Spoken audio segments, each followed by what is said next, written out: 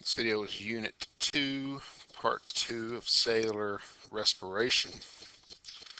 As we talk about this video, we're going to be looking at what happens when oxygen is present in the cell.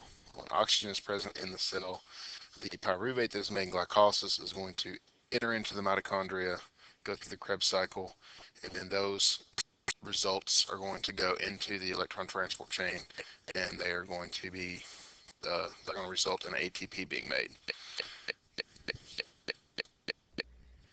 One more thing here, if oxygen is not present, the process that happens is called fermentation. We'll talk about that in our next video. But in this one, oxygen is present. We're going ahead with the Krebs cycle.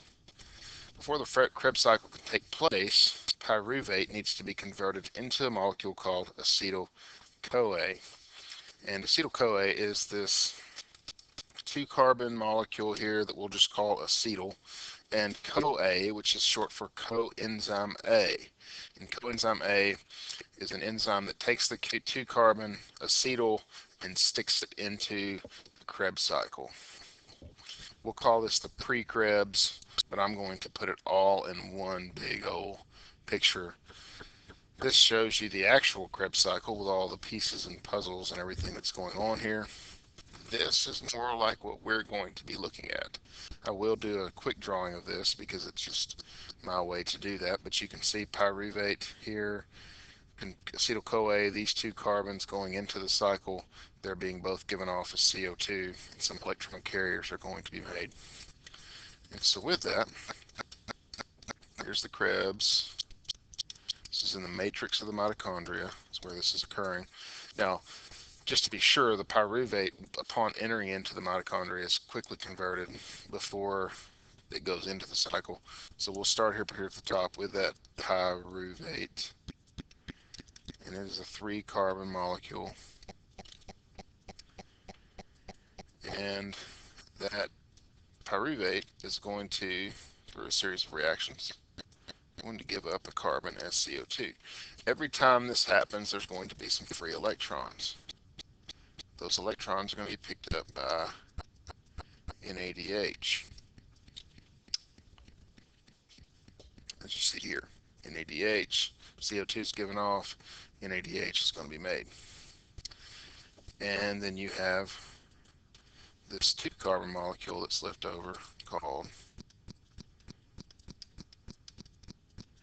acetyl. And that is where coenzyme A is going to come in and join with this acetyl molecule to make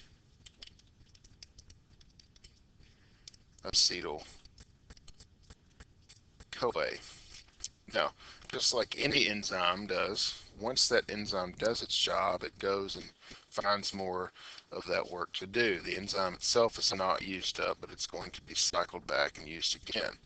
But the acetyl, the 2 carbons, is going to be joined to this 4-carbon molecule here that will remain nameless. All of these have lots of names. We're not that concerned with them. The only thing I want us to keep up with is the amount of carbons. And so we have 4 plus 2, and that's going to equal 6 carbons. Now, we'll give this a name. This is citrate or citric acid. Sometimes you'll see the Krebs cycle called the citric acid cycle, so that's the only reason I'm going to give this a name. And this is just going to continue this whole process.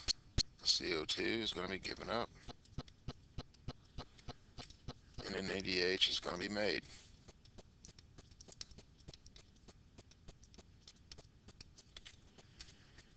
And now we have 5 carbons.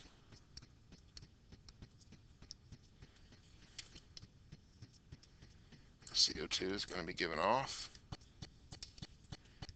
and NADH is going to be made. Now you remember earlier that we have 4 carbons. We talked about some substrate level phosphorylation that's going to be occurring that's going to make some ATP here. Well, that actually occurs during this step.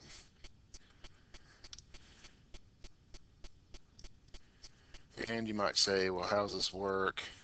Again, there's some enzymes that work here. You can kind of see that outline here. Here's where the ATP is made. You can see that There's GTP, again, none of this stuff you need to worry about. Just worry about the basics. An ATP is made. And even though this is 4 carbons and this is 4 carbons, there are some differences there. Those enzymes are going to come in and work those molecules, switch them around, and that those changes of chemistry and those changes of position are going to release some more electron carriers, NADH, and a new electron carrier has entered the fray, FADH2. Now sometimes an FADH2 will replace an NADH on this, and so there's going to be some variance in the amount of ATP that's going to be made. We'll look at that when we get to the end. And so here's the whole Krebs cycle. You start with a pyruvate, start with 3 carbons, you lose 1 here, you lose 1 here, you lose 1 here, and we made a ton of ATP, or a ton of electron carriers, 4 total NADH and FADH2, and we even made an ATP to boot. And so why do we need to multiply that by 2 now? We're going to multiply that by 2 because, remember, there were 2 pyruvates made back in glycolysis. And so at this point, we're going to look at the electron transport chain. What happens to those electron carriers? They're going to go to this area called the electron transport chain, just like all the other things that I've done. I'm going to do a drawing here, but the drawing is going to look a lot like this. There's going to be several proteins on it. There's going to be an ATP synthase here.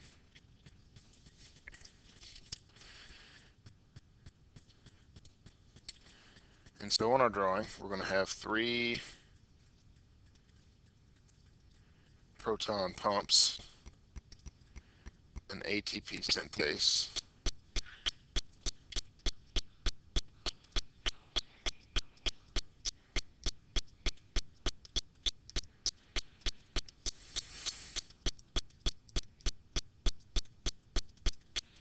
these are not T pumps, by the way, they are proton pumps. And this is ATP synthase. This is happening in the mitochondria. This membrane that we're looking at is the inner membrane, and so this space at the top is the inner membrane space, and this down here is the matrix. All right, and so what's going to happen on these pumps? The electron carriers are going to come to each of these pumps, and they're going to drop off their electrons. First, NADH. It's going to drop off its electrons. Now, what are those electrons going to do? Well, through those redox reactions, they're going to work their way through all 3 of those proton pumps. As they do that, they are going to cause the active transport of protons across the inner membrane of the mitochondria. This process is called chemiosmosis. I'll write that down. Chemical osmosis transport. And so the chemiosmosis is the protons actively being transported across the mitochondrial membrane. And what's going to happen up here, you're going to build up this concentration gradient of protons. We'll use that in a moment. Each pump is going to pump 1 proton as the electrons pass by. And so that NADH then is responsible for seeing 3 protons pumped across the membrane. And then for each proton that diffuses back through into the matrix, 1 ATP is going to be made. And so with that, what do you have? You have 3 ATPs being made because of NADH's actions on the electron transport chain. FADH2, on the other hand, only turns on 2 of these pumps. Same idea, does the same thing. Turns on 2 pumps, 2 protons are actively transported across. Each one is going to diffuse back through ATP synthase, making not one, but 2 ATPs. And so NADH is responsible for the production of 3 ATPs. FADH2 is responsible for the production of 2. Now remember we said earlier that at the end of this train there is an oxygen waiting, because oxygen is the final electron acceptor. Oxygen is going to accept these 2 electrons that are dropped off. It's going to add to it a couple of hydrogens. They're going to be one big happy family again. And they're going to make H2O. And so on the inner membrane of the mitochondria, you have this reaction happening. The mitochondria is folded up, so you have this reaction happening a lot on the inner membrane of the mitochondria. What does this result in? You've heard me use the words the term or numbers 36 to 38 ATP. Where do we get that from? And so first, let's look at the ATP that's made in glycolysis. First, there were 2 net ATP. 2 were spent, 4 were made, and so we netted 2 total. But we also made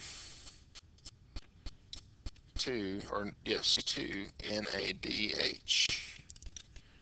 And if you'll remember, each one of those is worth 3, so that's a total of 6 ATP, 8 ATP for glycolysis. Well, what about Krebs? Well, there were 2 ATP made, just total by themselves. Remember, for each pyruvate, 2 pyruvates, 1 ATP each. And there were a total of 8 NADH, which means 24 ATP. And 2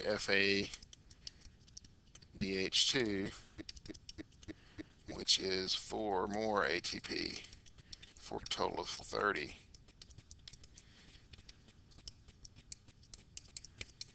Now, remember, if there's variance with the FADH2 and NADH, then you could have this 36 to 38, which is widely accepted as the number for the ATP that's produced in cellular respiration.